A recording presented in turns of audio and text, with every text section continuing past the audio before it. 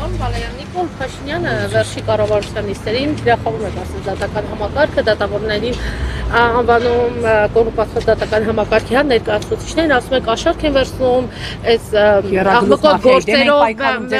արդարացնում են մեղադրյալներին։ Կտակ հարցերը։ Դուք հիմա իր այդ հայտարարությունները ինչպես եք ընկալում, պարոն Բալայան, արդյոք սա չի հեղինակազրկում դատական համակարգը։ Իսկ երբ տենց հայտարարություններ չեն արել, որ հիմա էլ անում են։ Վերջի շրջանում կարծես ավելի է։ Հաճախ են անում, էլի։ Փաստացի ստացվում այնպես հասարակության մոտ տպավորություն է ստեղծում, որ այս երկրում անարդարության սովի պատճառը դատավորներն են։ Հիմա երբանից ինչպես պետք է դատավորները կարողանան ըստեյության իրավիճակը ցույց տալ, որ այդպես է կամ այդպես չէ։ Ինձ թվում է այս Երևան քաղաքի խցանումների պատճառներն են դատավորները, նիստերը շատ են նշանակում, տենց խցանում է առաջանում։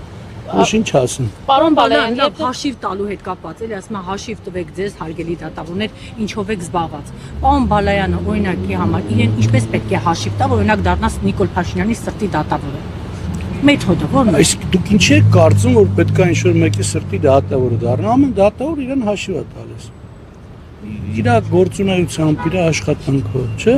Ոնց դատավորները մեղսունակ մարդիկ են, ոնց կարող իրենց հաշիվ չտալ։ Պարոն Բալայան, նայեք, դիմության լիդերներին բաց նստեցնելու սպառնալիքներ է ասում։ Ասում են երեք ասում են Ռոբերտ Քոչարյան պետք է նստի։ Հիմա երբ որ դատավորը սա լսում է այս հայտարարությունները, արդյոք չի ճնշվում։ Ի վերջո երկրի առաջին դեմքից է լինում։ Դատավորը տակտկայացնելուց լինի, կարող է հեղում կատարի այդ հանգամանքը, ես չեմ կարող ասեմ։ Եթե ինձ արեցու տես գործ լինի, երեք թե կմեկնաբան։ Այս հայտարարությունների ֆոնին, պարոն Բալայան, դատական իշխանության անկախությունը ինչպես պետք է ապահովեք։